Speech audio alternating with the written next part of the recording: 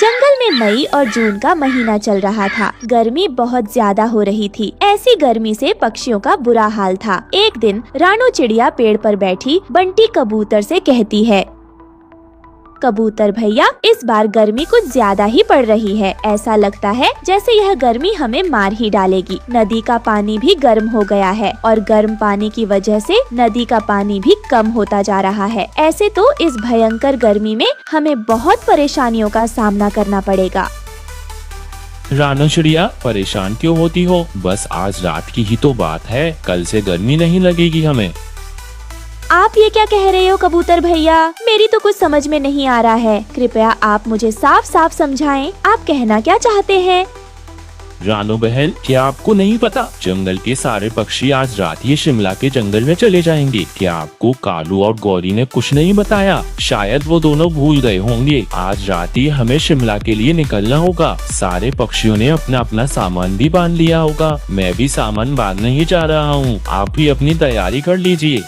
नहीं बंटी भैया, कालू कौवे और गौरी कौवी ने मुझे कुछ नहीं बताया इस बारे में। मैं अभी जाकर उन दोनों से पूछती हूँ। ये कहकर रानू चिड़िया कालू कौवे और गौरी कौवी के पास जाती है और उनसे कहती है, कालू, गौरी, आपने मुझे शिमला जाने की बात क्यों नहीं बताई? आपने तो अपना सामान भी बांध लिया है। रानू चिड़िया, हम बहुत दूर शिमला के जंगल जा रहे हैं, पास वाले जंगल नहीं। वहाँ जाने के लिए तुम्हारी औकात नहीं। और सारे पक्षी बम्बू कॉप्टर से जा रहे हैं और बम्बू कॉप्टर का किराया बहुत ज्यादा है। तुम्हें याद है चिड़िया, तुमने मुझसे 100 रुपए उधार लिए थे। कब देने का इरादा है फिर तुम्हारा? हाँ गौरी बहन, मुझे सब याद है। काम लगते ही सबसे पहले मैं आपको 100 रुपए दे दूंगी। लो, कर लो बात। देखो जरा, 100 रुपए वापस देने की औकात नहीं। और शिमला की सैर करने जाएगी, वहाँ जाने के लिए पूरे 1000 रुपए चाहिए। बम्बू कॉप्टर का किराया कहाँ से दोगी? इतने पैसे नहीं है तुम्हारे पास। यही सोचकर हमने तुम्हें नहीं बताया। चलो चलो, अब रास्ता छोड़ो। तुम्हारे चक्कर में कहीं बम्बू कॉप्टर न छूट जाए। भारी भरकम किराया दिया है हमने उसका। हाँ नहीं तो। रानू चिड़िया वापस अपने घर लौटती है और अपना सामान बांध लेती है। बम्बू कॉप्टर भी आ चुका था। सारे पक्षी बम्बू कॉप्टर में बैठ चुके थे। रानू चिड़िया अपनी बेटी के साथ एक किनारे पर बैठी थी। तभी बम्बू कॉप्टर का ड्राइवर उसके पास आता है और उससे कहता है, रानू चिड़िया, क्या तुम्हें भी शिमला के जंगल जाना है या नहीं? हाँ ड्राइवर जी, हमें भी शिमला के जंगल जाना है, पर हमारे पास बम्बू कॉप्टर का किराया नहीं है। आप इजाजत दें तो मैं और मेरी बेटी बम्बू कॉप्टर की छत पर बैठकर चले जाते हैं। अरे रानू चिड़िया, ये क्या बात हुई? जाओगी तो किराया तो तुम्हें देना ही पड़ेगा।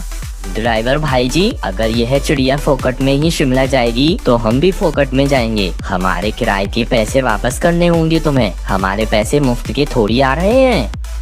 रानू चिड़िया, किराया तो देना ही होगा, वरना मैं बम्बू कॉप्टर से तुम्हें नहीं ले जा सकता। ड्राइवर बम्बू कॉप्टर लेकर वहाँ से चला जाता है। वहीं गुड़िया चिड़िया तो रोने लगती है। गुड़िया बेटी, चुप हो जा। शिमला के जंगल तो हम जरूर जाएंगे। हम इस बम्बू कॉप्टर के पीछे पीछे चलेंगे। ठीक है बेटा, अब चुप हो जा। ऐसे बम्बू कॉप्टर आगे आगे और रानू चिड़िया अपनी बेटी के साथ उसके पीछे पीछे उड़ी जा रही थी। अचानक से एक जगह बम्बू कॉप्टर रुक जाता है। अरे क्या हुआ? ये बम्बू कॉप्टर क्यों रुक गया? पक्षियों, बम्बू कॉप्टर का इंजन खराब हो गया है और ये बम्बू कॉप्टर ठीक होने में कितना समय लगेगा पता नहीं। तब तक आप सब नीचे उतर जाएं। सारे पक्षी अपने अपने सामान लेकर नीचे उतर जाते हैं। तभी पीछे से रानू चिड़िया वहाँ पहुँच जाती है। कबूतर भैया, यह बम्बू कॉप्टर क्यों रुक गया? रानू बहन, बम्बू कॉप्टर का इंजन खराब हो गया है। कब ठीक होगा पता नहीं। अच्छा होता मैं भी शिमला के लिए आपके साथ ही निकल लेता, पर क्या करूं, मेरे पास बहुत ज्यादा सामान है। अच्छा, कोई बात नहीं कबूतर भैया, मैं अब चलती हूँ। रानू चिड़िया अपनी छोटी सी पोटली उठाती है और अपनी बेटी को लेकर आगे बढ़ जाती है। 2 दिनों के लंबे सफर के बाद रानू चिड़िया आखिर शिमला के जंगल में पहुँच ही जाती है। अरे वाह मम्मा, देखे यहाँ कितनी ठंडक है। चारों तरफ बर्फ ही बर्फ पड़ी है। हाँ गुड़िया बेटी, हमारे जंगल में तो जैसे आग बरस रही है, पर यहाँ तो बहुत ही ठंडक है। इसीलिए तो हम शिमला आए हैं।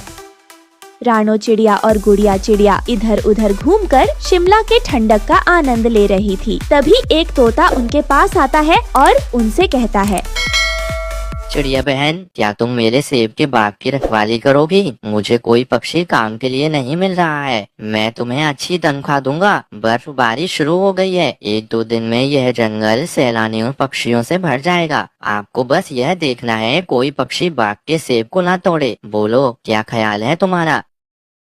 हाँ तोते भैया, मैं जरूर करूँगी। ये नौकरी ठीक है मेरे लिए। तोता भाई, आपका बहुत बहुत शुक्रिया जो आपने मुझे काम पर रखा। लेकिन तोते भैया, अगर रहने के लिए कोई घर होता तो मैं अपनी बच्ची को वहाँ छोड़ देती।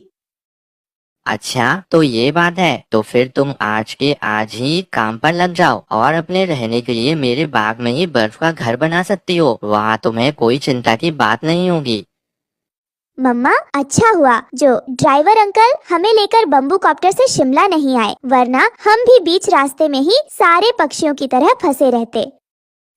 हाँ बेटा, तुम ठीक कहती हो। शिमला की बर्फबारी देखकर गुड़िया चिड़िया बहुत खुश थी। रानो चिड़िया भी सेब के बाग में नौकरी मिल जाने की वजह से बहुत खुश थी। उसने सेब के बाग में बर्फ से अपना एक सुंदर सा छोटा सा घर बनाया और अपनी बेटी के साथ पूरी गर्मी उस बर्फ के घर में खुशी खुशी गुजारने लगी। दोस्तों, आपको हमारी आज की कहानी कैसी लगी? हमारी कहानी को लाइक करें, कमेंट करके अपनी राय हमें दें। आपके कमेंट और लाइक हमारे हौसले को बढ़ाते हैं। अगर आप हमारे चैनल पर नए आए हैं तो हमारे चैनल को सब्सक्राइब करना ना भूलें। आपका धन्यवाद।